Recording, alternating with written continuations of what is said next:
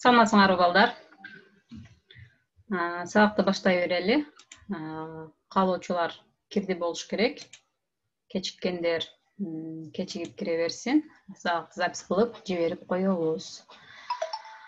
Демек, биз бүгүн силер менен балдар аналогия жөнүндө сөз кылабыз. Анткени мен силерге мурдагы сабактарда аналогия боюнча тапшырмаларды берсем, көпчүлүгүңөр аналогияларды туура эмес иштеп, көп каталар кетирилген да. Ошон үчүн аналогия менен кантип иштеш керек, деги эле аналогия деген эмне өзү, ошол жөнүндө бүгүн силер менен сөз кылалы.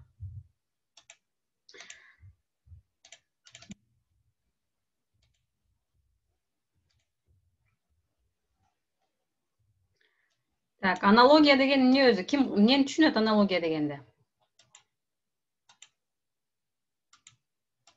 Микрофонду жандырып сүйлөсөңөр болот. Мени угуп атасыңарбы же укпай атасыңарбы?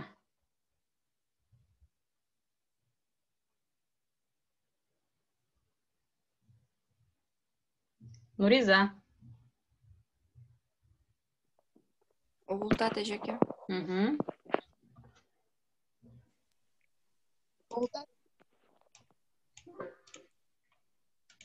Например, аналогияны кылып атканда ошол тапшырманы аны аткарыш үчүн бардык жактан караш керек.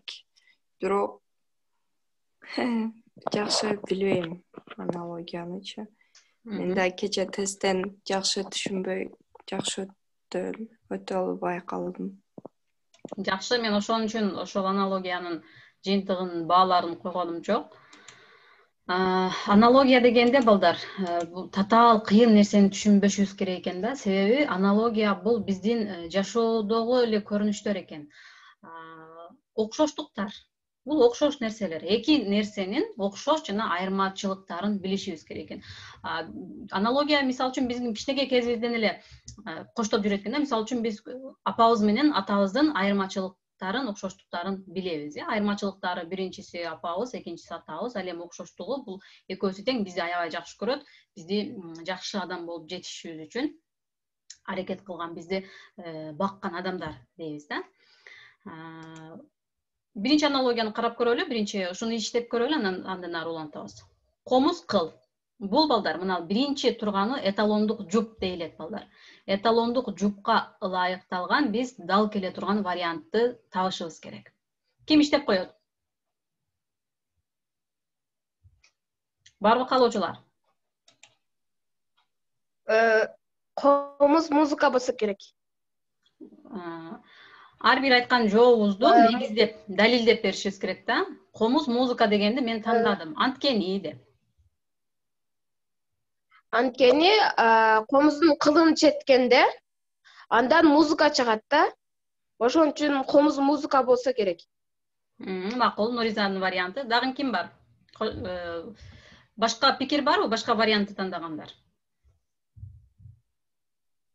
Нуризан туура деп ойлойм. Дагы?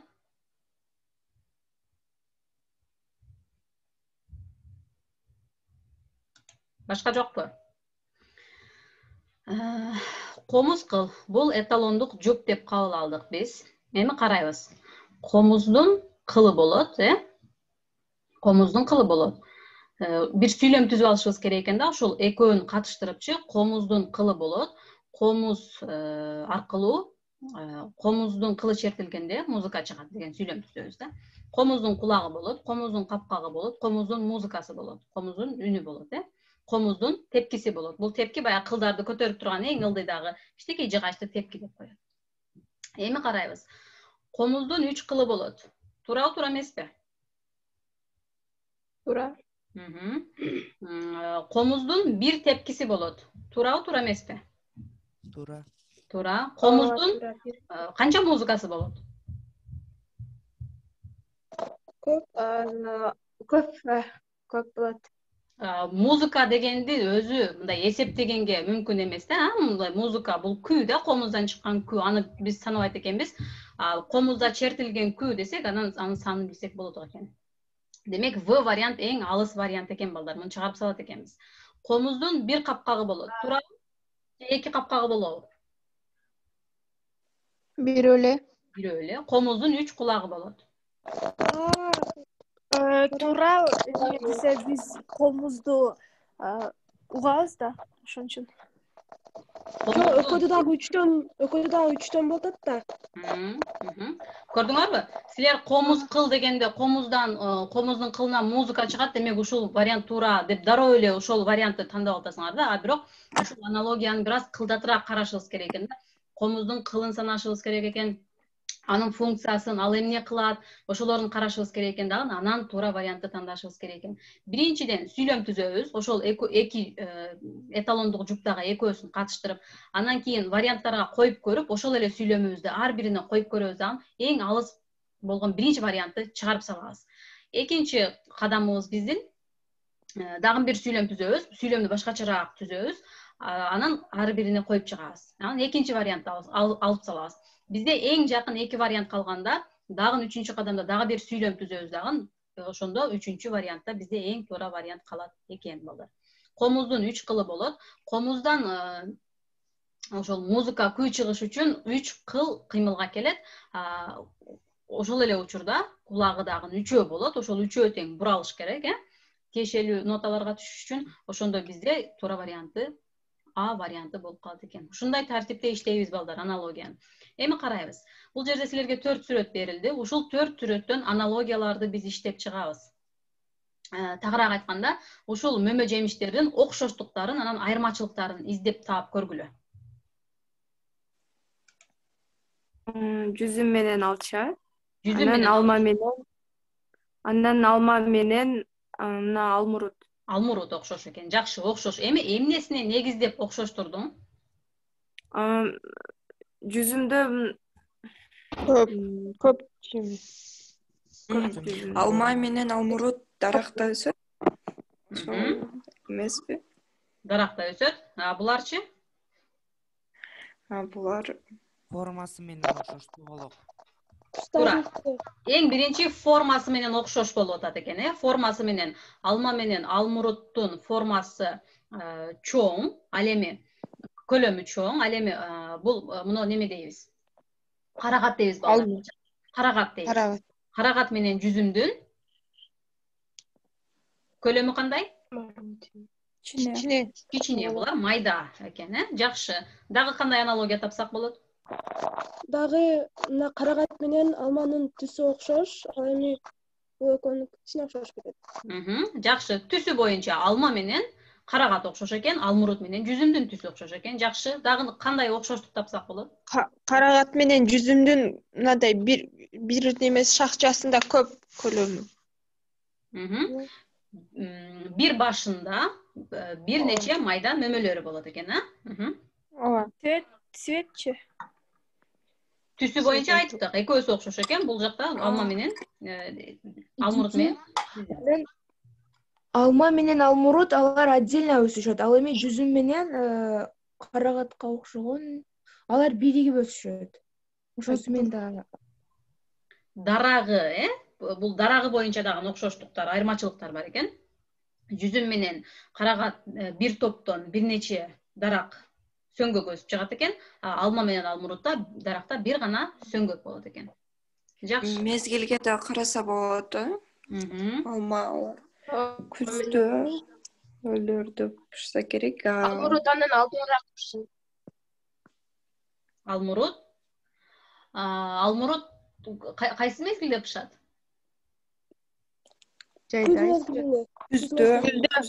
Күз мезгилинде. Жакшы. Дагы жүзүм бол. Жүзүм дагы күз мезгилинде. Жүзүм неме август, июль айындарында. Август. Жакшы. Демек ушундай айырмачылык, окшоштуктар тапсак болот экен. Экинчи сүрөттү карайбыз. Эми бул жерде кайсы жаныбарлар берилген? Ит менен кашкыр. Жакшы. Эми бул экөөнүн окшоштугун, айырмачылыгын табабыз. Түсү окшош экен, мындай внешности. Жаны бар экөөтүң. Экөө тең жаны бар, туура. Ит үй жаныбары, карчкыр типа Жырткыч. Мен айтсам болобу, экөө тең мындай суук жерлерде жүрөт. Ысыктан көрө суукту жактырышат, экөө тең. Ооба, да. Эми карагыла. Ит үй жаныбары. А буга карама-каршы карышкырды не дейбиз? Үй жаныбарына карама-каршы антоним сөз. Токой жаныбар. А ит жырткыч эмеспи? Ит ол. Карышкыр токой жаныбары. Токой жаныбары деген аталыш үй жаныбары дегенге мындай дал келбейт да. Үй жаныбары. Биз үйдө кармайбыз жаныбарларды, үйдө багабыз, колго үйрөтүлгөн. Анын карама-каршы. Жапайы эжеке. О, молодец. Жапайы. Дагы окшоштук айырмачылык. Дагы эмнеси менен окшош бул эки жаныбар? Кулагы, тиши, көзү. Түсү лицосу окшош экен экөөнүн. Тамак ашы. Тамак ашы окшош азаматтар. Экөөсү тең. Анан ит адамдын досу, а карышкыр типа душманы да. Душманы, туура.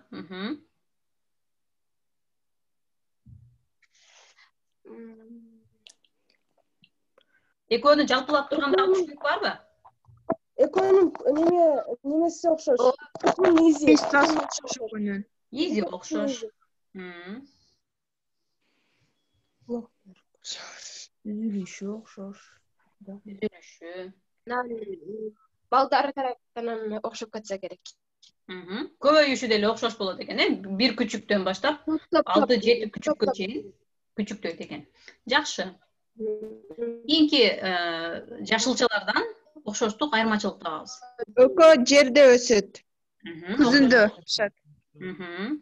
Жо аттарын табалычы, не булар өзү? Капуста, ашкабак. Экөөнүн тоголок формасы. Капустан кыргызча Формасы окшош. Капуста эле дейт балдар, капуста. Анан экөө маябай пайдалуу.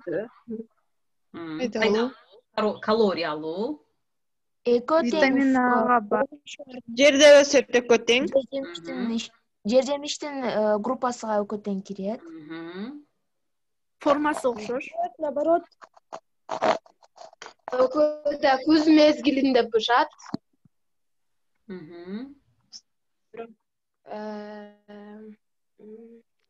Капуста бир нече нелерден турат?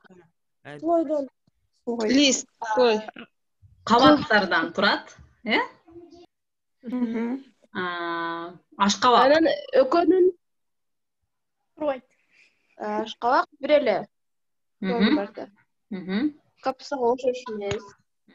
Анан өсүштөрү ham башкача болот. Мындай капуста жөн эле бир чыгарат, а капуста то есть капуста мындай топтун ичинде жыйык болуп өсөт го, башкачараак болуп. Жакшы. Башкачараак болуп өсөт да. Ашкабак катуу, сырты, капуста Жумшак. жумшак, Жакшы балдар. Ашкабактын ичинде Уруктары бар. Уруктары бар, капустанын ичинде жок. Капустада жок. Азаматтар жакшы. Мен ушуну байкабаптырмын. Мен байкабаган нерселерди таптыңар, азаматтар. Көрдүңөр болду. Ашкабактын жыты бар, капустаныкы жок. Капустада жыт жокпу? Ооба. Бар. Капустада деле өзгө ылайыктуу бир аз жыты бар, Ооба. Капустаны пышырбай деле жесе болот. Ашкабакты пышырып жеш керек. Жакшы. Аябай көп окшоштуктар чыгып кетти, токтото берели эми балдар. Жакшы азаматтар. Аналогия деген мына ушул нерселер да балдар. Аналогия дегенде бир кыйын нерсени элестетпеш керек. Силерге берилген ошол эталондук жүк деген ошол биринчи беттеги эки сөздү экөөнүн ортосундагы окшоштукту таап алышыбыз керек экен да. Бул окшоштуктар бир нече түрдө болушу мүмкүн. Муну биздин кыргыз тилде аналогиялык байланыштар деп коет. Менимче силер орус тилден деле өтө болушуңар керек аналогиянычы. Биринчиси балдар мына. Буга маани берилет. Зат, функция. Зат, функция. Бул дегени ушул заттын аткарган кыймыл, аракети ошол негизги мындай ишмердүүлүгү да. Мисалы карагыла, китептин функциясы бул окуу, үйрөтүү, бир нерсени билим берүү десек болот да. Ушуну маани беришибиз керек экен. Биринчи ушул нерсени аныкташыбыз керек. Андан кийин ирет байланышы бар балдар бизде. Ирет дегени бул порядок дегени. Биринчи салам алынат, анан алик берилет. Биринчи понедельник, дүйшөмбү күн кетет, анан вторник, шейшемби күн кетет. Биринчи көйнөктү кийебиз, сыртынан костюмду кийебиз. Ошол иретти дагы билип алышыбыз керек экен да. Анткени бардык нерсенин өзүнүн ырааты бар, Андан кийин зат жана анын бөлүгү кетет балдар. Бир затты берет дагы, анын бөлүгүн берип коет силерге. Ошого окшош калган варианттардан аналогияны табышыңар керек. Мисалы карагыла. Терезе, рамка. Терезенин бир бөлүгү рамка, терезенин бир бөлүгү айнек, терезенин бир бөлүгү ручка, тутка болушу мүмкүн. Же болбосо үй, эшик деп коет. Же мектеп, класс деп коет. Ушул сыяктуу да. Андан кийин орун байланышы бар балдар. Орун дегени ошол заттын, ошол түшүнүктүн алган орду, ал каерде ишмердүүлүгүн жүргүзөт, ал каерде жашайт, ал каерде иштейт. Ашпозчу ашканада болот. Мугалим каерде болот? Мектепте болот. Доктор Больницада? ооруканада болот. Палатада болушу мүмкүн. Ал эми балта каерде болот? Балта. Балтакана деген нерсе барбы? Үйдө болот. Үйдө болушу мүмкүн. Отундун үстүндө болушу мүмкүн. Китеп каерде болот? Китепканада. Китепканада, шкафта болушу мүмкүн. Магазинде. Жакшы. Ошо орунду билип алышыбыз керек экен. Андан кийин зат, сыпат деген байланыш бар балдар бизде. Ошол заттын кандай сыпаты бар? Карагыла. Бадыраң туздалган. Бул бадыраңдын туздалган, соленый деген. Заттардын сыпаттарын карайбыз. Суу боелгон. Суу, карагыла, суу сыпатын тапкылачы? Муздак. Ак. Свети жок. Түссүз дейбиз. Таза. Түссүз, таза. Компьютер. Этот программист. Акыркы модельдеги. Акыркы модельдеги. Толгон. Жакшы. Узук. Жаңы. Гүл.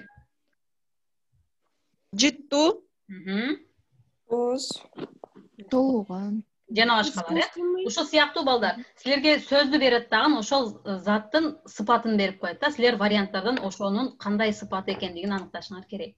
Андан кийин чырайлуу, келбеттүү. Бул кандай сөз? Синоним.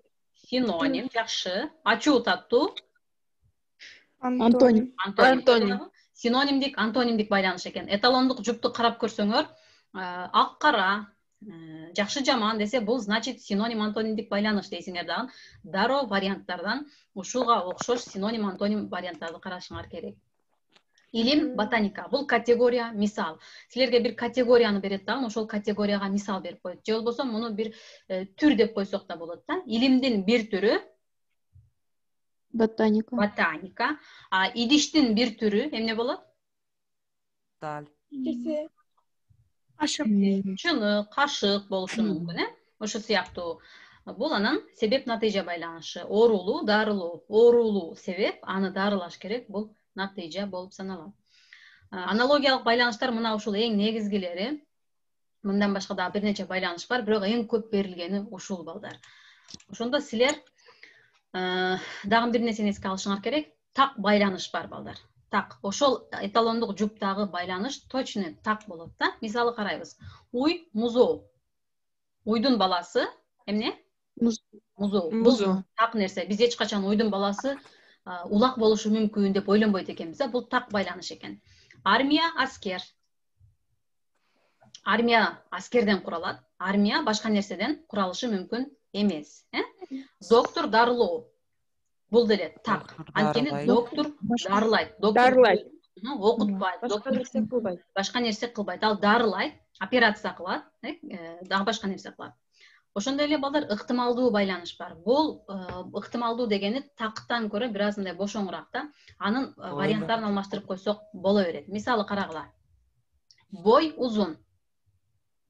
Boyu uzun. Uzundун ордуна алмаштырып койсок болобу? Бой Кыска. кыска болушу мүмкүн, орто болушу мүмкүн, чыңга болушу мүмкүн, Гүл кызыл, Gül sarı. Sarı, ak, ак, жыттуу, ар түрдүү болушу мүмкүн. Уктоо, чарчоо. dem alуу, Машыгуу. Чарчасак ukto уктайбыз. dem aluu, Машыгуу. Чарчасак уктайбыз. Чарчасак дагы эмне кылабыз? çarçasak, dem alabız, Отурушу Дем алабыз. мүмкүн, дем алышы Эс алабыз. эс алыш мүмкүн, ырдаш мүмкүн. Алмаштырсак болот экен. Дария, тунук. Darya, kir, Кир.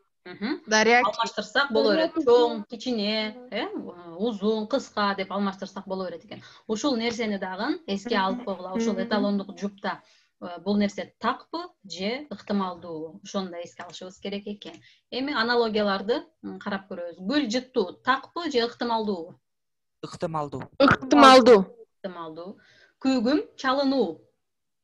Tak. Күүгүм деген сөздү ким уккан? Men. Күүгүм деген кайсы учур эле? Şam.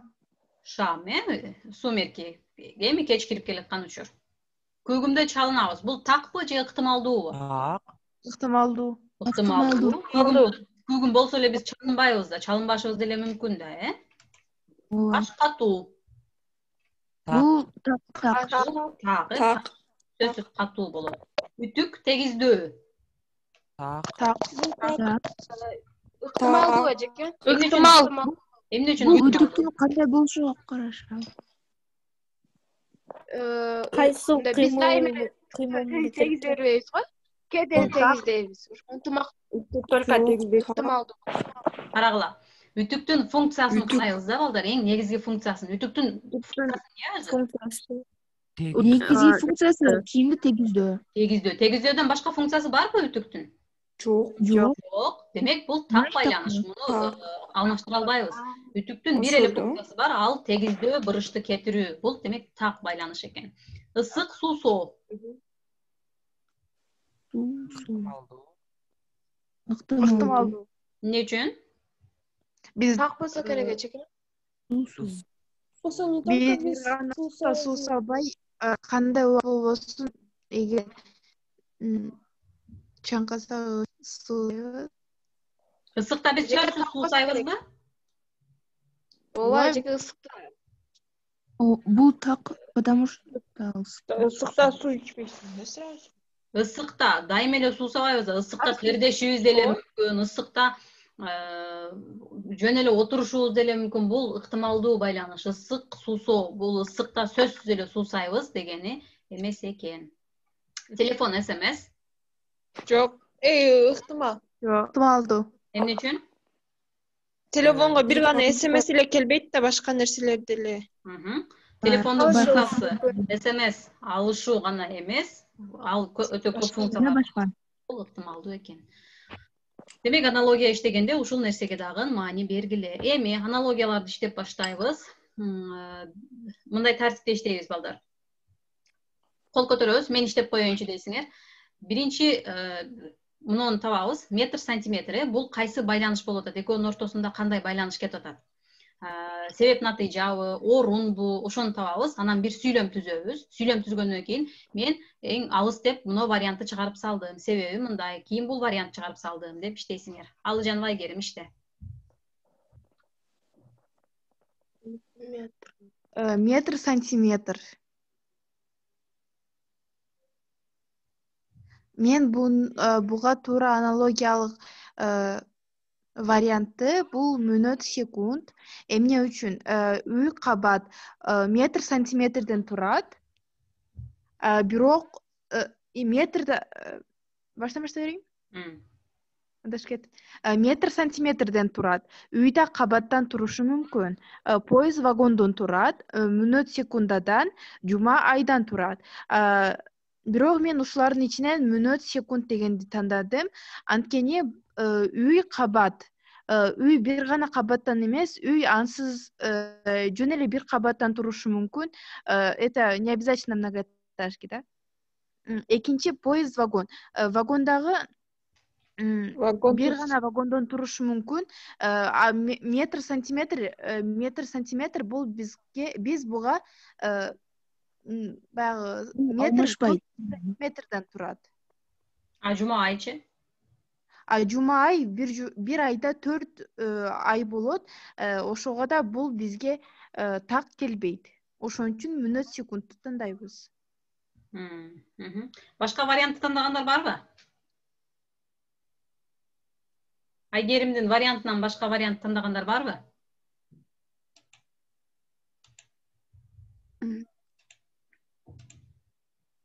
Так, Г вариант дейт. Зарина, ошол вариантыңды далилдеп берчи. Эмне үчүн Г вариант туура деп ойлойсуң? Зарина, микрофон жандырып сүйлөйбү. Анткени сантиметрда метр болот, айда жума болот. Рахмат. Дагы вариант барбы?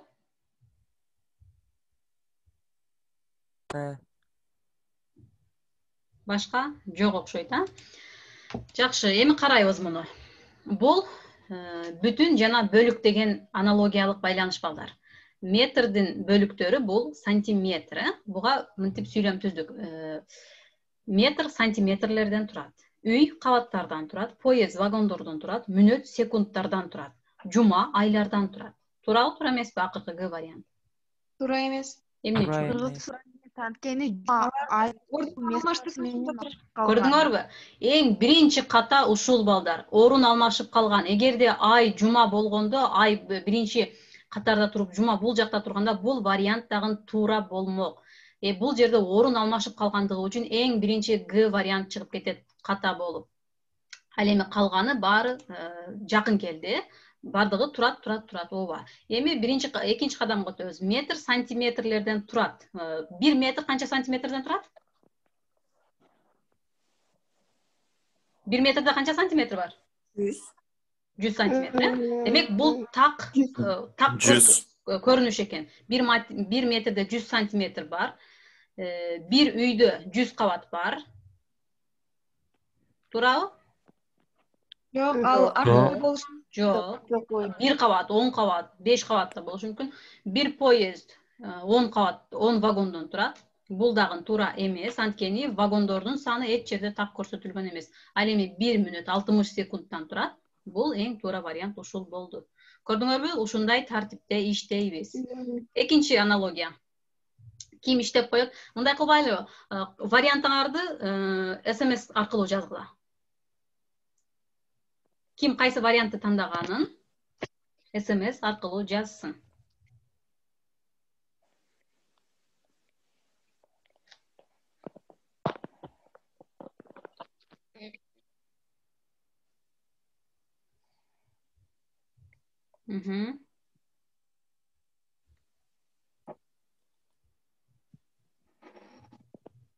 Так.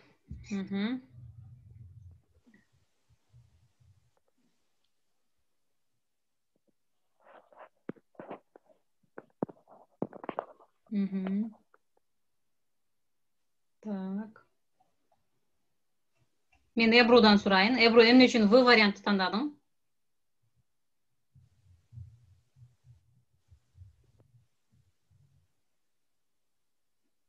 Шакирова. Микрофон не работает. Так, анда Мадинадан сурайбыз. Эмне үчүн А вариантты тандадың? Эмнеге десе, би дискотека, би балет десек болот, биди танго десек болот. То есть бидин ар түрдүү билери болот. Би и искусство ал совсем башка, аны мындай алмаштырып койсок деле болбойт да, ошон үчүн аны тандадым.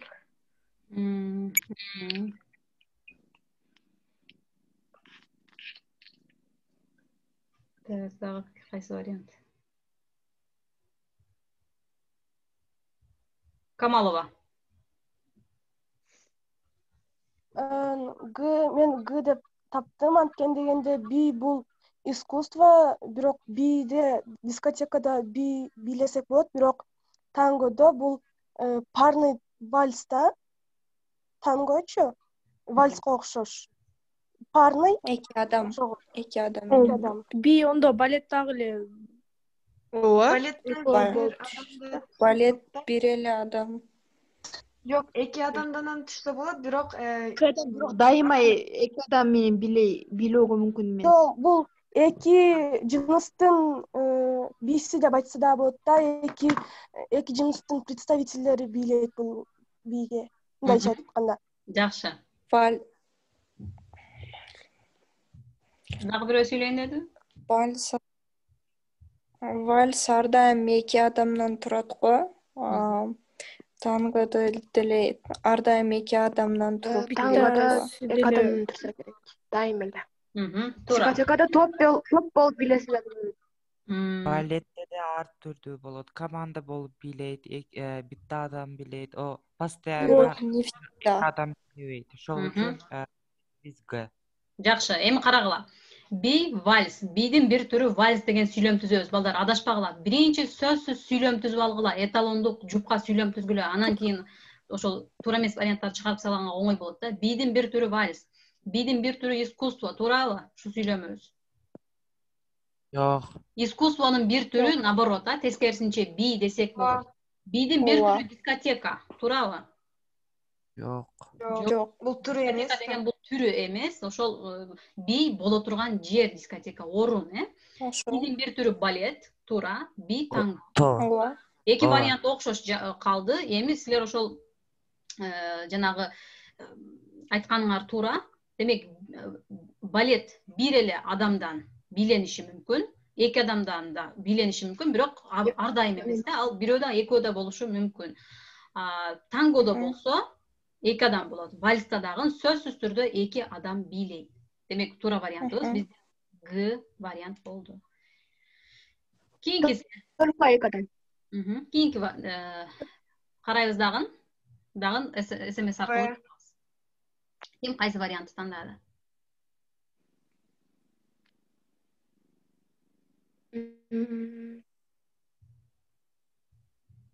Чат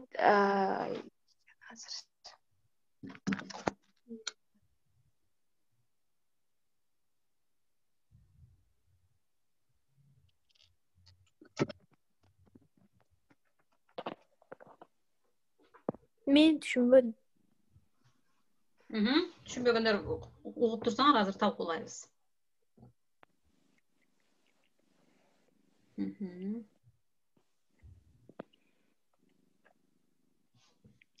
Жакшы. Мавлянов Искендер, эмне үчүн В вариантты тандаганыңды айтып койчу.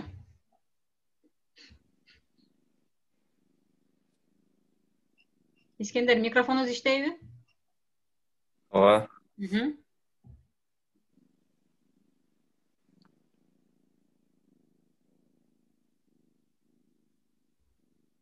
Айтасыңбы? Искендер.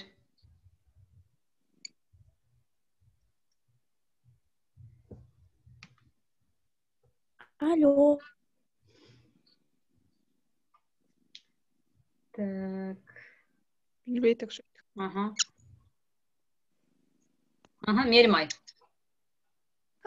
Мисалы танго, мисалы биринчи вариантка А варианты, би балет. Бул жерде адамдар как бы скромно бийлешет да, бул танисте. Ал эми Б вариантын таңдаганын себеби танго жана ча-ча-ча би окшошуп кетишет.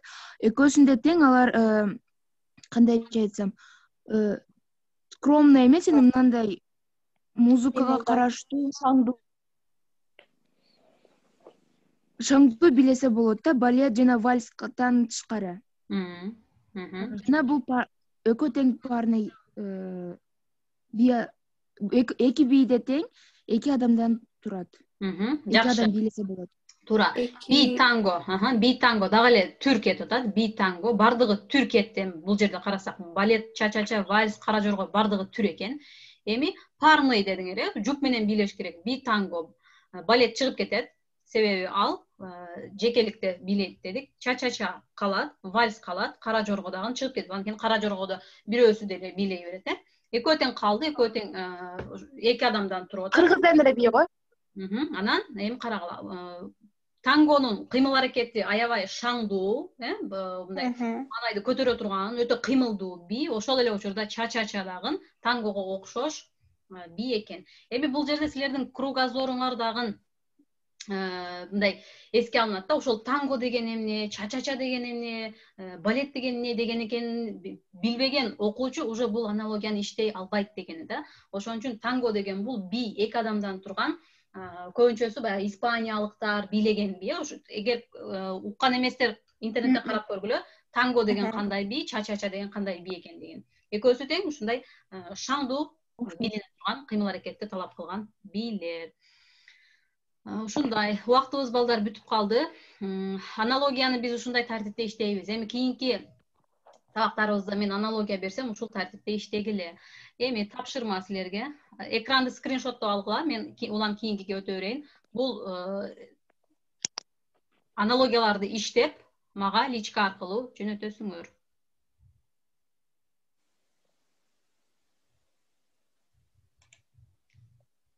Скриншоттогонго үлгүрдүңөрбү? Ооба. Экинчиси. Болду, а? Кийинки.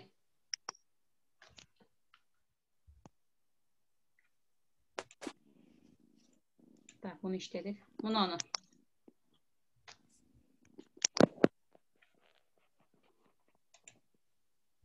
Так. Төртөө болду, балдар? Төртөө болду. Так, азыр мен силерге дагы могу жерден бир аналогия берем.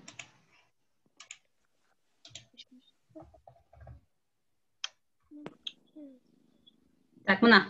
Скриншоттогула ушуну дагы. Бешөө болду, 5